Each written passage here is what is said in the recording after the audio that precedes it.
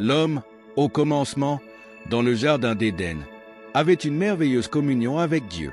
Il était un Dieu amateur, car la terre lui a été donnée pour être assujettie. Dieu descendait chaque soir. Mais il ne vivait pas avec eux, mais par son omniscience, il savait ce qui est en train de se passer en Éden. La Bible prouve cela, car à partir de la question qu'il posa à Adam, cela révèle qu'il savait par son omniscience que ce dernier avait touché à l'arbre interdit. Et quand l'homme a brisé la communion, il se séparait d'avec Dieu. C'est-à-dire, il était mort comme on lui avait prévenu. Dans Genèse chapitre 2, versets 16 à 17, l'Éternel Dieu donna cet ordre à l'homme. Tu pourras manger de tous les arbres du jardin, mais tu ne mangeras pas de l'arbre de la connaissance du bien et du mal, car le jour où tu en mangeras, tu mourras. Et plus tard, quand les hommes se sont ligués pour chercher à bâtir une tour, car ils voulaient à tout prix atteindre la demeure de Dieu, l'Éternel, qui n'est pas omniprésent, descendit pour voir la ville et la tour que bâtissaient les fils des hommes. Et l'Éternel dit, « Voici, ils forment un seul peuple et ont tous une même langue. » Et l'Éternel les dispersa loin de là sur la face de toute la terre, et ils cessèrent de bâtir la ville.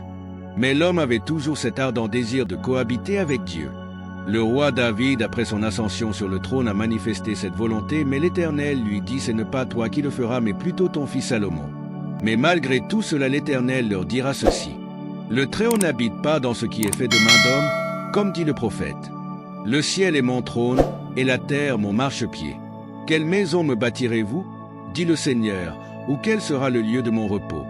N'est-ce pas ma main qui a fait toutes ces choses ?» Actes chapitre 7, versets 48 à 50. Voici quelques cas des hommes qui sont allés à la quête de Dieu pour la communion. Job à son temps disait ceci. « Si je savais où le trouver, si je pouvais arriver jusqu'à son trône, je plaiderais ma cause devant lui, je remplirais ma bouche d'arguments. Je connaîtrais ce qu'il peut avoir à répondre, je verrai ce qu'il peut avoir à me dire.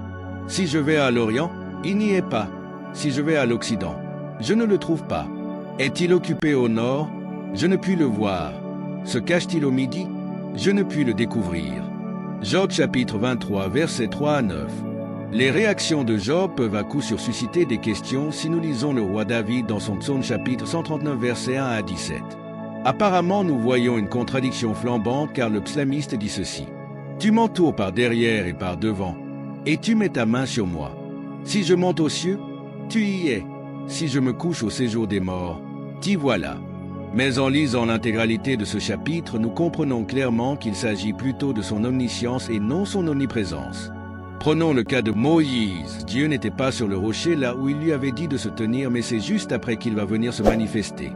Les enfants d'Israël ont dit se sanctifier pendant 3 jours et même laver leurs vêtements justes pour aller à la rencontre de Dieu.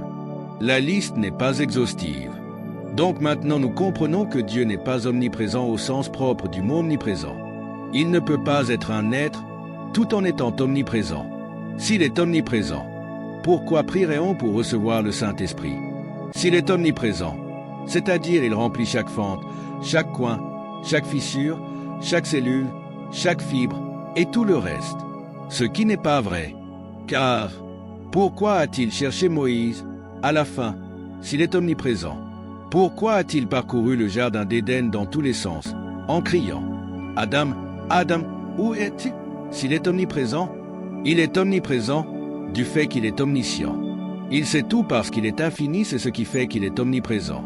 Comme il est omniprésent, alors, comme il est infini, chaque fois qu'un moucheron cligne des yeux, il le sait. Il connaît chaque bourdon où il va dans le rayon pour chercher son miel. Il connaît chaque moineau qui est perché dans l'arbre.